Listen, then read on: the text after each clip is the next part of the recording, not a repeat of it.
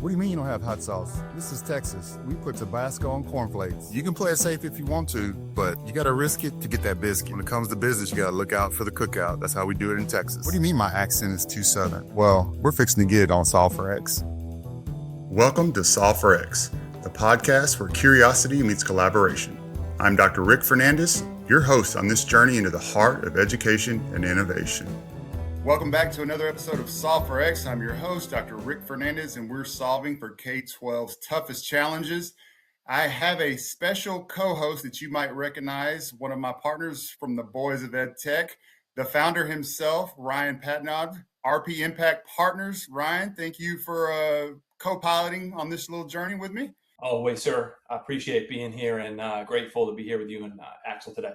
Yeah, and then the guest of honor, Axel and I met through LinkedIn of all places, which is probably pretty common, and a young founder. So immediately I was interested in hearing a little bit about his story, his solution, what they're trying to do to serve K-12, higher ed, and being so close to the educational experience, I thought that having Axel join us on the show and talk a little bit about his journey would be just great learning for everybody. So Axel, first of all, welcome, and glad you can make some time.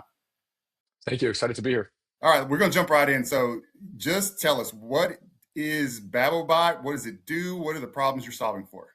Absolutely. So BaboBot is an AI communication platform for K-12 schools. In particular, we're targeting private K-12 right now, though we do plan on expanding into the public market as well. The platform really handles the problem of communication and questions going to the front office of schools, questions being routed to teachers, pulling them away from teaching students. We've heard from a lot of teachers after school, on top of grading assignments and stuff like that, they're also kind of like a support system for families. And it's not a great use of teacher time. It's not a great use of anyone's time.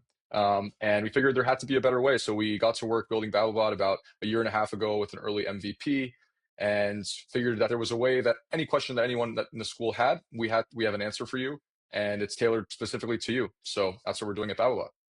Nice. So let's talk a little bit about the genesis, because I'm always fascinated about how did you even get into this, like being a founder and going through the process of, all right, how do you create something and take it to market?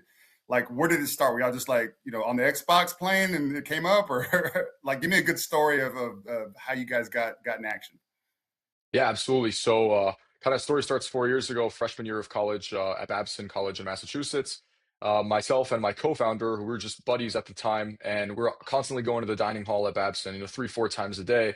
And to figure out what they were serving at the time that we were going, you had to like do an SSO online, sign in, put in your password, and we figured like this should be public information. No reason they need to gatekeep what's for lunch.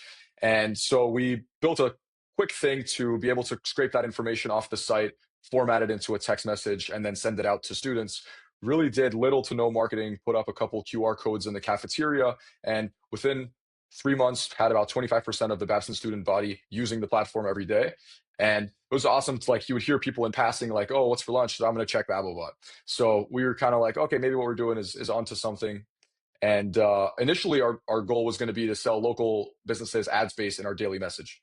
And so we did a couple tests with that. Some local businesses, got in contact with them, spoke to them. And then we decided to speak to some users as well who were asking us, can you tell me can I reply and ask, when is break coming up? When is my next exam? When are these things going on at the school? And we figured currently the only way to get that information would be to go log in and check these various portals where the information lives, or, emailing your teacher or whoever you needed, student success advisor, whoever you needed to get in touch with to get that information you were looking for. And so we got to work building a pretty simple version, which is like some basic RAG, and putting in some documents. How could you find this information? And then we decided to take it one step further to make it way less general and really tailor those responses to who's asking the question. So if a parent says, my son is feeling sick today, that's a completely different response than if a teacher says, I'm not feeling well today. Teacher, then you got to book a substitute, get in contact with the school. The parent's just looking to make sure that the school knows the kid is not going to be in class that day, and if there's anything the student's going to miss, what they need to get done. So yeah, that's really the origin, and we kind of keep iterating and evolving and coming up with new things. We're working on conflict detection right now. So much information that each school has across all these silo databases. And when they're actually uploaded in BaboBot, we're starting to be able to pull those apart and notify the school that you have a conflict here, and parents could potentially be concerned about this. Awesome. So what I heard was you guys were hungry, and that's what started all of this. You're like, Can I please know, is it cheese sticks? What's going on in the cafeteria? Is the genesis of how it all came to be? That's pretty awesome though, that you took that idea and saw some traction, and then really started making and creating a business out of it. Okay, so I'm going to turn it over to Ryan, because he's the expert, the former founder, and I want him to spend some time kind of talking through it. And again, like I said, utilize him. He's an expert. Don't be shy. This is an open conversation. So Ryan, kicking it over to you. Yeah, absolutely. Rick, it sounds like most of our text conversations either about food or basketball, So, but ultimately, how do we solve problems? So Axel, number one, congratulations for starting, being an entrepreneur and starting a business and being a co-founder and operator. I have great respect and admiration for that, especially doing it, thinking of the idea in Boston at least. Looked like you were in New York City now, perhaps the city that never sleeps. I'm a Celtics fan here, so I can't say go Knicks, but it's going to be a good series. Rick is down in Texas. You talked about the conflict detection, which I think is important here. The insight that I picked up on this opening, on sort of how you started this. Info isn't bad; it's scattered. I did a little bit of research on your website. How long did it take you to land on that framing? Because it sounds to me like the conflict detection and the breadth and depth of information that exists in these ecosystems is massive. Yeah. So, I mean, to answer the first question, kind of like the original framing of this was just that we were looking for this information. It lived on the dining provider's website. It lived on the school's website. Sometimes there would be special events at the school where the dining partner wouldn't know that, and the school would be advertising an event at the dining hall during that time. So there wasn't even food available.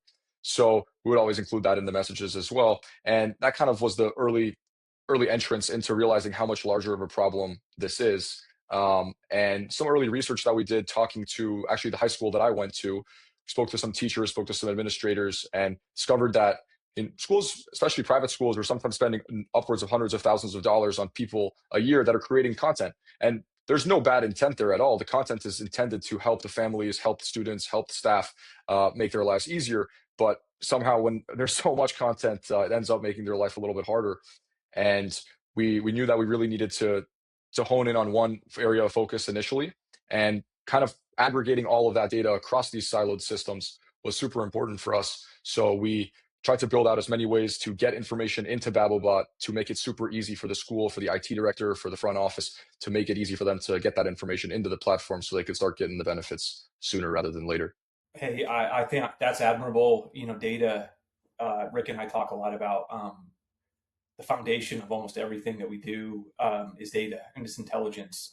Everything from go-to-market to actually building the product to understanding who our customers are. I'm going to flip my questions over to sort of a build category. I know, Rick, Dr. Fernandez, is where you have some kids. I have 2 kids now, 1 kid in school. This is probably a thing. I'm going to ask a question to Axel, but tell me if this has ever happened to you. It's 9 p.m. on a Tuesday. I don't know what the F time to pick up my son. I don't know if it's a half day. I don't know if it's an extended day. Has that ever happened to you, Rick? And then my question for Axel is, what happens with BaboBot versus if you don't have it? That was my life for the last 2 weeks, because we're in finals. And so my daughter's got to take some finals. She didn't have to take others. So she goes for an hour and a half, then has to be picked up, then has to go back. I'm like, oh my gosh, I have a different appreciation sitting on the parent side versus a high school principal side. And that's just one of my 3, right? So the other 2, I got to figure out, I've got a graduation party for the first grader. That to say it is unstructured, it would be the understatement of the year. And my wife is Ryan, my wife's a principal, so it's not like she can drop everything and make adjustments. And we've got very busy schedules, so there is definitely a gap. Yeah, man, there's like a calendar app. That's why you did this, right, Axel? It's like there's a calendar app. There's something else. My wife was on the other day, like, when is Theo's last day of school? He's in 3rd grade. So what happens if you have a partnership with BaboBot versus status quo? Like, tell us how it works. Absolutely. Yeah, so if a school is working with BaboBot, once all their information is ingested into BaboBot and they have built out the knowledge base, which usually only takes the school about a day to set up because we made it pretty easy for them to connect everything, the school would notify the parents that they're using this platform now, and the parents would ask a question, what time is pickup tomorrow? Automatically, you're signed in, Ryan, telling you that your son has pickup tomorrow at this time because these are the events that your son has. These are the parties. This is the grade that he's in. So he's at a graduation party. You mentioned, Rick. And if they're on an athletics team, it would know that your son is on an athletics team. So maybe there's a different calendar. And it kind of leads back to your original question of how the data and stuff works. Is there's typically a general calendar, which is what the school refers to. But for each student, the calendars are so specific. There's different clubs, different events, different sports, all that your student may take part in. So they're getting a response right away telling you, Ryan, Rick, pick up tomorrow for your son is at 2 p.m. because X, Y, and Z. And you're also getting a citation to go verify that information yourself or take a look for the future. If I'm going to ask the same question next week, why is this information like this? And of course, if you didn't have BaboBot and you're emailing at 9 p.m. on a Tuesday, you're probably going to get a response at 9:30 a.m. the next day, if you're lucky, saying pickup time is this, and you're already at work and need to arrange other plans for pickup of your son. I've been there before. What about you, Rick? It's like, he was either at extended day or he wasn't. She was at basketball or she wasn't. What does it do, Rick? It can cause a negative perception from the community and the family back to the school district. And you and I talk about marketing and keeping students and keeping revenue. I mean, to me, this sounds like something that drives what family engagement, consumer satisfaction, district perception can be a direct conduit to that. Where's your head going with this, Rick? Yeah, no, 100%. So 1000%. So right now, and I'll speak to Texas specifically, is that there is an extreme competition, extreme pressure on the public school system to provide and communicate like never before, right? Whether that's programming, but the baseline is the transparency and the communication and how quickly can a parent get the right information. And because you've got, like me, I've got a child at every single level, high school, middle school, and elementary. So that's competing for time and making sure that everybody has what they need. And the current systems do not provide for that. And it's a massive headache. And I spent a lot of time as a principal, as an assistant principal, as a basketball coach, having to mitigate those lines of broken communication. And at some point you get it to manageable, but it's never the next year you're starting from scratch, having to figure it out all over again. And so at the base level, if K-12 public schools can't compete with just the fluidity of communication to their parents, how are you going to keep your students? And students leaving means revenue leaving for Texas. And it is a massive, massive problem. So it would definitely solve for that baseline gap of, hey, do we know what's going on? Do we feel like we're a part of the school system, and that does the school system prioritize our ability to interact and our ability to understand exactly what's going on with our kids? And that's a massive piece of that. Ryan, I want to ask, kind of take it to a little bit of a different angle for a second, because it struck me as young founders. I mean, obviously Axel is very intelligent and they're up and moving, and that K-12 market, like how many founders and companies and private equities have banged their head against that K-12 dynamic. And because it's just so different, the buying cycle, it's all different. What advice or what kind of pointers might you give for Axel and their team about like that when they go into the public side, different bureaucracy, different politics, different timelines, anything that you could point out there? Yeah, I mean, that's great. I mean, first off, you're brave. You're a brave, good man. Secondly, I very much appreciate your mission. I think both Rick and I have respect for anyone that has a mission to try to help K-12 education, because Rick, as you said, it's a nuanced, complex, bureaucratic, political. Do you want me to keep going, Rick? I could have more adjectives for it. And Rick has reported to a board before. He's in the beautiful, great one of one state of Texas. So it's his own different animal, right? And potentially a broken ecosystem, or one perhaps, Rick, on the panel that I did in Boston, Axel, at Boston Tech Week. It's like Michael Horn said, Rick, it's a system engineered to do what it's doing. Like it's engineered to create these outputs, right? And so the only way to disrupt that is to create innovation, have people that push the pace of play. But certainly in this market, the reason why I asked Rick that question, Axel, is we need to have something that truly moves the needle for districts, right? It needs to be a need to have, not a nice to have, right? So in creating BaboBot, you've created something that is hopefully going to drive enhanced family, student, and stakeholder engagement in a way that is efficient, scalable, repeatable, and is leveraging intelligence. I also read, no open internet answers, only from approved sources, right? So now you're ingesting data that's been pre-approved by the district to be able to create their own ecosystem versus like scraping the web, right? So I think you're thinking of all of it. What I would say, and again, I said this on the panel, Rick, but RP's big 3 R's for trying to even attack the ed tech market. And look, there's a lot of hard work in here. There's a lot of public educator DNA. There's a lot of sports fan, but there's also a lot of luck out there too. I think we make our own luck by putting ourselves in as many situations as we can, to try to meet people, network, put ourselves in the right situation. There's always a combination, but it's all about relationships, references, and research. Those are my big 3 R's, right? And so when you're thinking about the K-12 ed tech market, to me, it's a relationship-based market. I know all the old guys will just start telling you, especially the old white guys like me, that might be the only one in the room here, like, hey, son, it's not what you know, it's who you know. But as I get older, I realize that that is ultimately extremely true.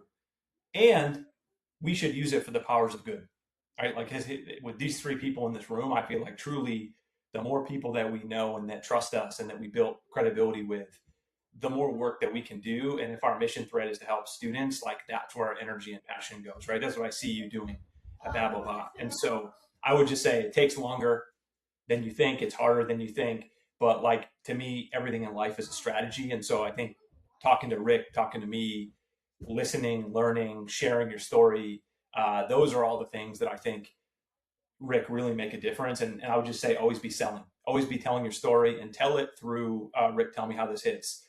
Tell it through the lens of district priorities, right? You can tell us the BaboBot story. Hey, this is what it does. This is the feature. I know I was asking you build questions, but imagine you're going into Texas and saying, hey, the challenge I saw was average daily attendance. What does average daily attendance mean? That means Texas districts are only getting paid not just when a student's enrolled in their district, but when they freaking come to school, right, Rick? Right now we're in Daily, every day. now we're in a different ball game, right? Now we've developed BaboBot for Texas to address, to retain more students, right?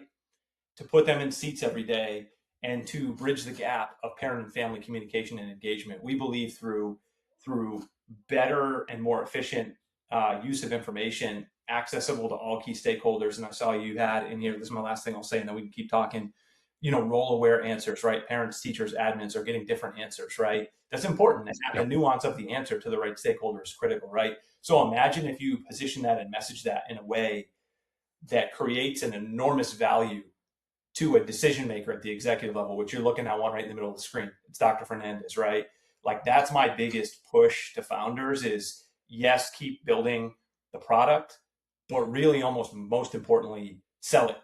See if somebody will buy it. Like, create bookings, right? You can always go back and invest back in the product and make it better. But what you can't buy are customers, and what will end up being valuable. There's like a make or break, right, Rick? Like this, I did say this is the last part of my speech, but there's like a road, and there's 2 ways, right? One way is a company succeeds and does what they believe they're going to do, and the other way is they do some good. They probably stick around for a little bit, and they eventually either close doors or they just don't make it. They don't have runway.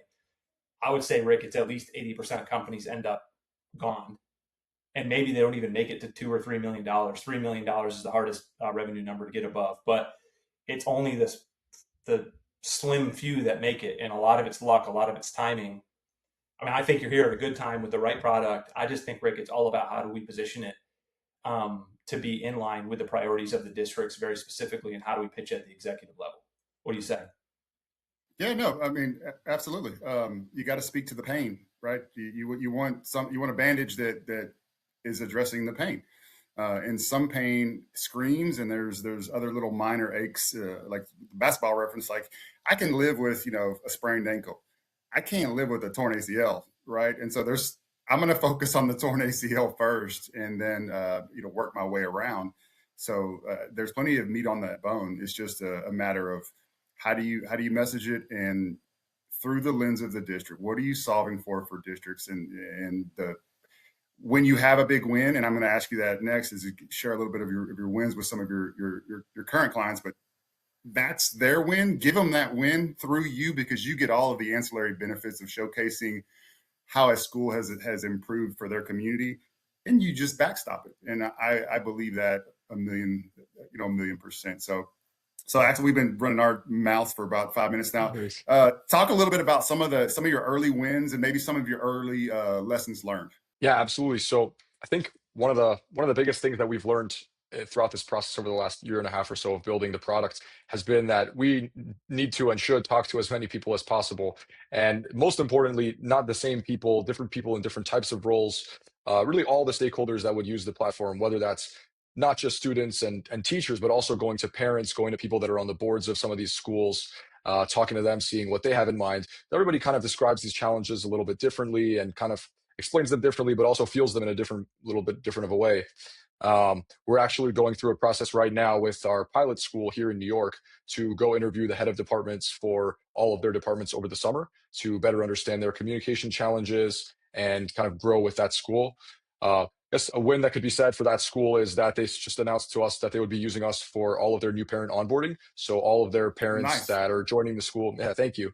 All the parents that will be joining the school, it's about 250 families, will be using the platform over the summer and have already started to use it. And they're seeing great results right now and just filling in a little bit of gaps here and there where the school sees something that needs a little bit of tweaking. But it's been great so far, and we're excited to hopefully have some more wins to report in the near future.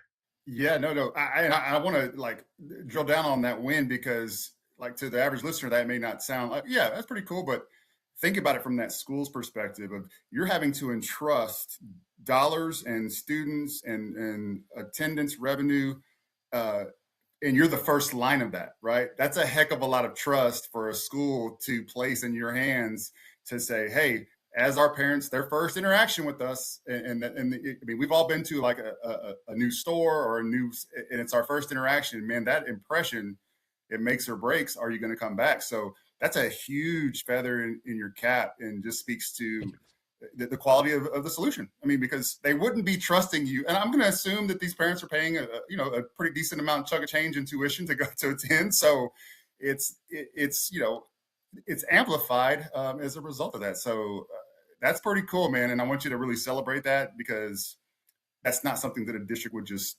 casually do, if that makes sense. That's a major. I think you're doing one thing I would say, Rick, and actually you did it. Get out and talk to your stakeholders, right? Get out in the market. Again, these are all cliches, but they're things I came up with over the course of time in my 17 years doing this. I say the market tells us what to do. We don't tell it what to do, right? Rick and you and me don't sit in a vacuum and build a product for millions of dollars and then say, hey, you're going to buy this and need it, right? You go talk to people. But I think that onboarding of parents can be a highly manual process, right?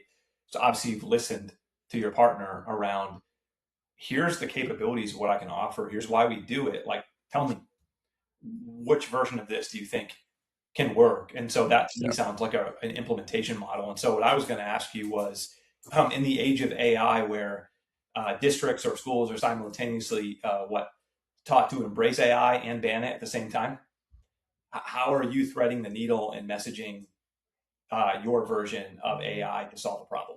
Yeah, I think that kind of a thing that you touched on earlier about how there's no web access and no kind of outside information sneaking its way into any answer that we would ever provide is a like, huge thing that comes down to school. You hear about all these crazy hallucinations with AI, or people using it in court and sourcing or citing the wrong thing. BaboBot's never going to do that. And I know at the same time, it's also tough. I mean, we were speaking with someone that we know in the New York City public school system, and we were talking to them, and the guy loved the solution, but unfortunately, given that where New York is at with their AI policy and the DOE, they really can't entertain anything right now, regardless of how much they think that it would help them. So they're hoping to get to that by early 2027. I guess they're going back and forth with a lot of stakeholders to see what they need and what kind of solutions would be available. I do imagine that once those things are sorted out across the country, communications would be one that's kind of earlier to get approved than, say, straight up teaching. And I think we also, as a company, also think that the best uses of AI in education are going to be for everything but teaching. I think you really can't remove the teacher from the classroom or have a student learning on a computer all the time. I know, Ryan, you're big in the tutoring space, and that's mostly after school and kind of for extra support. But the main in classroom learning stuff, I kind of believe it's always going to need to be in person. And there's so much development going on at that age that you'd be doing a massive disservice to these kids by just having them learn on a computer. So hopefully we're correct, and communication is one of the things that gets approved sooner. But I don't see a reason why it wouldn't. Yeah, I mean, I think you're spot on, and what I say to anybody that asks about like the pullback on whether it be screen time, devices, AI, that is very, very temporary for two reasons. Number one, where's all the money going, right? Like more money than we've ever seen flowing into companies that are doing exactly what we're talking about in developing, because that is not just a USA workforce type of investment. It's a national security investment against the rest of the world as competitors. So we cannot afford to pull back too long. So I think that will evaporate rather quickly. And then the other part is like public schools are struggling so much with so many different things. There's only one way to fill some of those gaps and not disrupt services at the district level, the campus level, at the student level. How you do that and how much what is given to who, that's all up for, to figure out what works best for communities, right? But AI is not going anywhere. In fact, it's only going to accelerate. And speaking of that, like I want to get both y'all's takes, because I'm really interested. I know I keep going to the founder thing because I like to listen to founders kind of talk to each other about it. So, Axel, where do you go to during this journey? I got to imagine you get all kind of advice from a range of folks. So, how do you select who to go to, what to listen to in this journey where obviously it's a process, wins, losses, everything in between. And then Ryan, after Axel kind of shares his insight, what were some of the things that you learned of who to ask for advice during the journey?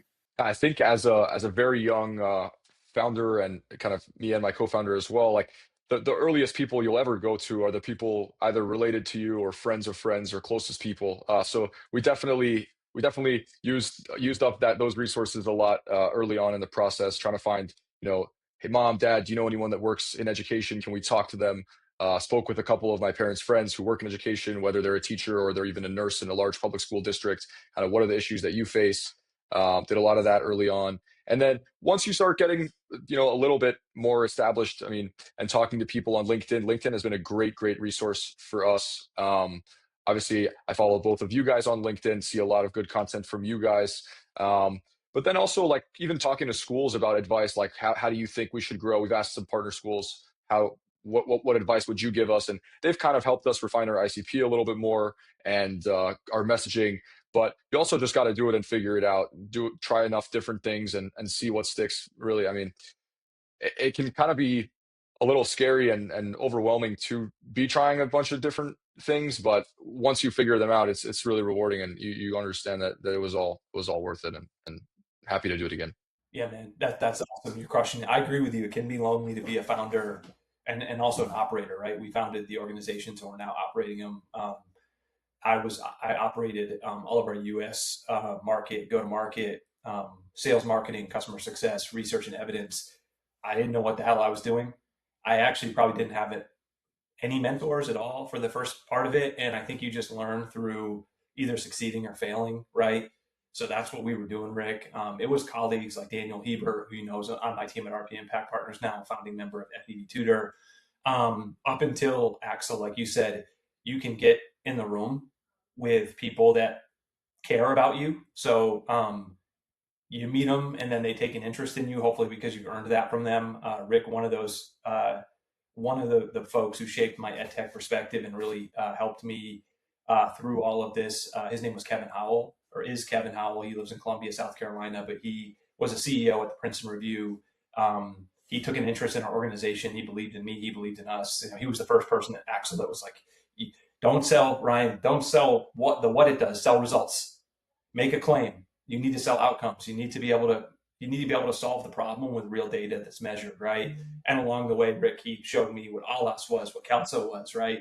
Where you're sitting today at Talas that didn't exist back in the day, and guided me along the way. And so I really think it's those who you surround yourself with, that you network with. Certainly Axel, like you said, going out and meeting school districts, a lot of superintendents and CAOs. that's where I learned everything from. I learned it from doing the work with people. And so I'm with you. Like, don't discount the work ahead of you and what seems hard every day. Failing, you can learn just as much by failing as you can by being successful. In fact, you can learn more, right? Yeah. About doing it the wrong way or seeing what not to do versus what to do. Now you got to iterate quickly and pick up the pieces, but that's part of right. That's part of the grind, the hustle. Having an adversity quotient, and so I think it's like doing the work. And when you do meaningful work together with others, I think that's what creates an ecosystem. Like even on LinkedIn, you see Rick and I, like we're trying to share information that we think is going to help people. And we want to surround ourselves with others that will do the same and have the same values. And guess what, man? Days feel long, right? It gets really hard, feels frustrating. My wife, God bless her. She stayed with me the whole time, Rick, for 15 years doing this. I don't know about yours. She stuck with you when you were.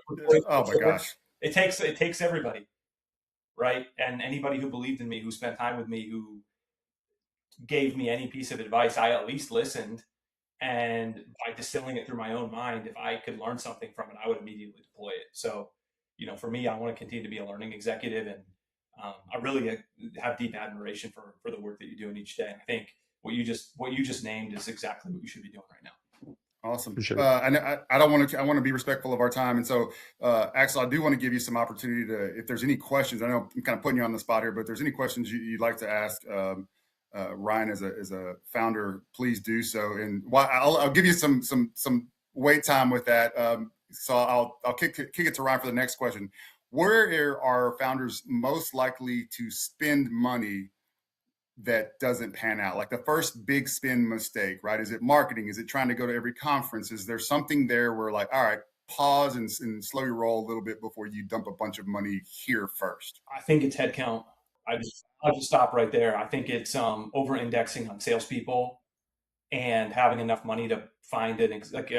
What I've noticed, this is for all of us, people are trying to find a unicorn. They're trying to find a cost-effective sales rep, Rick, who has a lot of connections, can sell in modern day ed tech, can be both a founding account executive and they're trying to find a unicorn that doesn't exist, right? And what I've been noticing happening is they take a long time to find that person. And then they have a runway because they've invested so much time and money in the one person. They've like over-indexed and put all their eggs in the basket of like sales headcount. So now what happens? Dude, you're either succeeding or failing with that one hire. And imagine that it doesn't work out and you lose a year or you lose 6 months. It's not just the time, right? It's the time, the opportunity cost, the money. So I think a lot of people want to get the product. Don't keep spending money on the product. Like, okay, fine. Like you do have to invest in the product. I would just say it's headcount.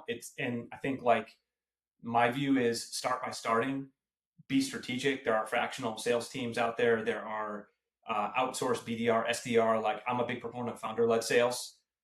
Like I actually, until the final day of FEV Tutor in January of 2025, I was still selling for FEV Tutor, even after we got acquired by private equity, Rick. So like I would say it's sales headcount that is a make or break. And Axel, there's like a world where a lot of founders are saying, well, I don't have enough time. I have to either raise money or I have to build on the product or I have to build the network. I have to do this. And they like toss the sales off. But ultimately, the only thing that matters to value is, bookings and then profit, right? Or bookings growth. It's like, can we sell it and how much are we growing year over year? And ultimately, if that's not the focal point of being a sales forward organization, it can really be a very simple make or break in a company, in my view. Yeah. No, it makes sense. It's actually something that we're thinking about right now.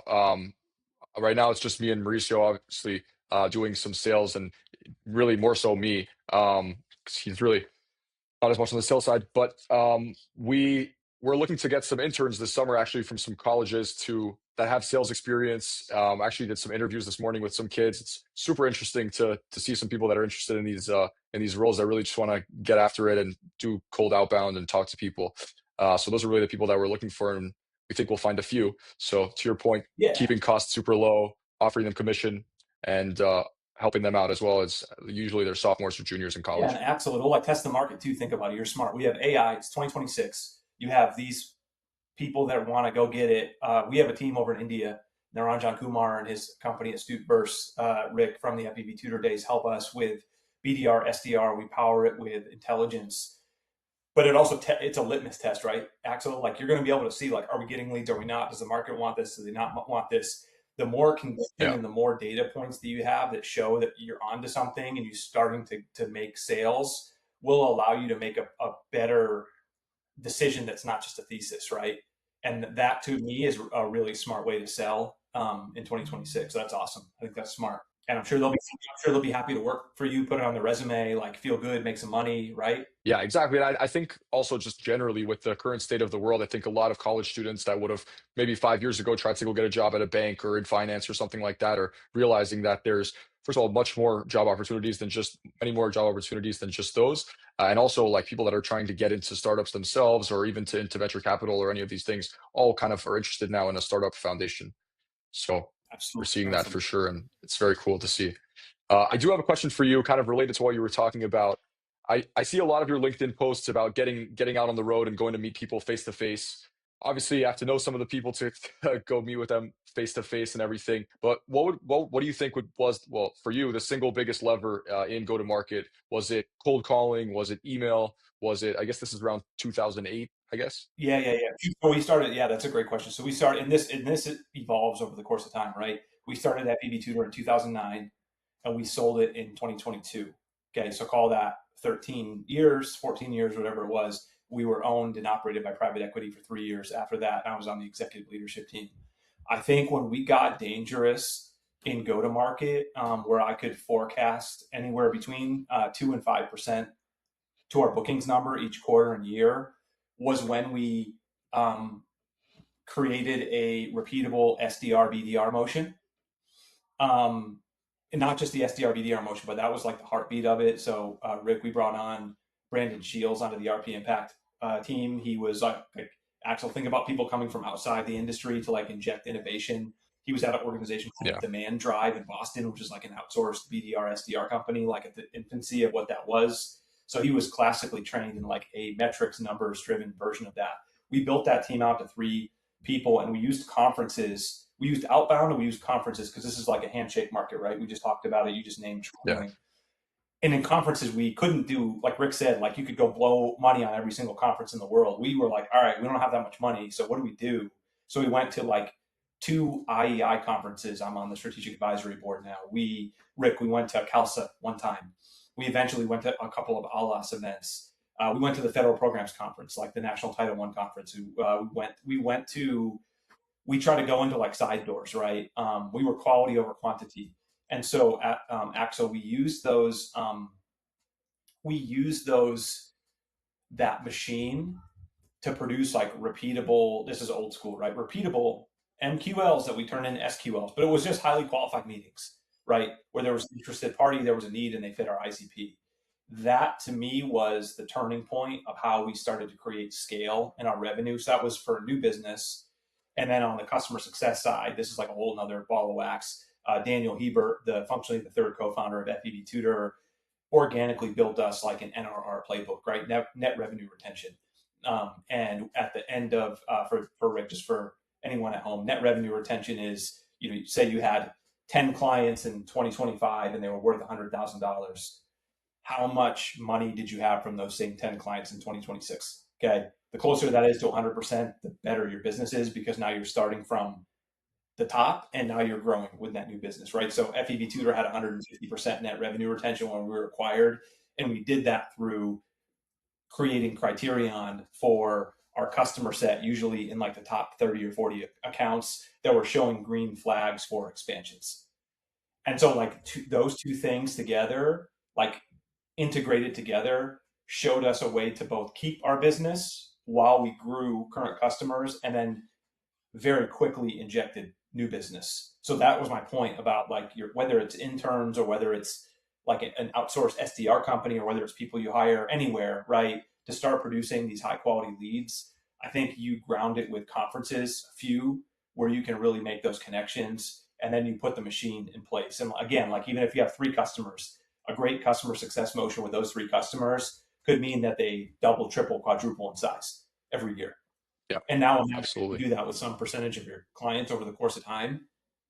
It's a recipe for growth. It's also a recipe for just doing an amazing job for school districts, right? Like that's the key indicator of them valuing what you give to them. So there's a little bit more to it, but I think it all started with like marketing and SDR, BDR, especially at the state that you're in, to just trying to get Yeah. more these deals. I would imagine that. Just tell me, sanity check this. When you get in front of somebody, a district leader, and tell them your story, why the value proposition and what it can do for them, they're usually pretty interested, right? Usually pretty interested. Yeah. And the conversation usually moves forward. Conversation moves forward. We get the demo booked, show them the platform, customize it towards their needs, and try to definitely, if it's not a closed sale, we've learned more about the product and what we need to improve on for the next one. So if you could have more of those types, if you could get in front of more people, like people used to ask me, they said, "Hey Ryan, what's the hardest part about running FEV Tutor?" And they probably thought I was going to say building technology. We had 5,000 tutors in India. We had all these people. It was awesome, right? I was like, finding enough people to tell the story to. Because if I find Yeah. the right person to tell the story to, we'll win, right? So the challenge is the velocity at which we can get some of these at bats, right? And that's why I think, like, to some extent, the at bat with you is a highly de-risked at bat, right? For now, and then it becomes harder to scale it with other people. So I think, like, to me, it's like, how the hell do we just get in front of more people in a way that doesn't break the bank? I mean, your head's already there, man. Yeah. Those are great ideas. I love it. Thank you. Appreciate it. It's a great answer, and definitely a lot to take from that. I get too crazy about the stuff, by the way, just to acknowledge it. Rick already knows me. I get too jacked up. I care too much. Rick, what else is going through your head? Pricing, right? So how do you know what to price, when to price? How do you adjust it? And like, oh man, we lowballed we're too low, we're too high. Like, I have no insight into how companies price. And I don't need you. I don't want Axel. I don't want you to share all your behind the scenes secrets, but just in general, how do you go through those motions? Yeah. So this is something that we think about almost once a week. I mean, we were having a conversation about it yesterday while we were having lunch, but I think you got to start somewhere. And that's what we spoke to someone else recently who has a small ed tech company, and they're starting to get some traction right now. And we asked him the same question, and he's like, yeah, you got to just start somewhere, see what people are willing to pay for your solution, how big of a problem it is.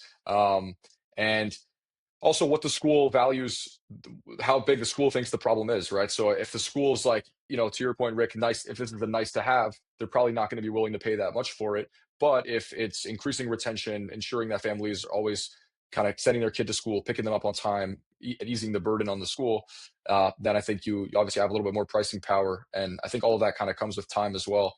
Once you have some more data and more case studies and everything written about schools using the platform, then you can kind of go from there.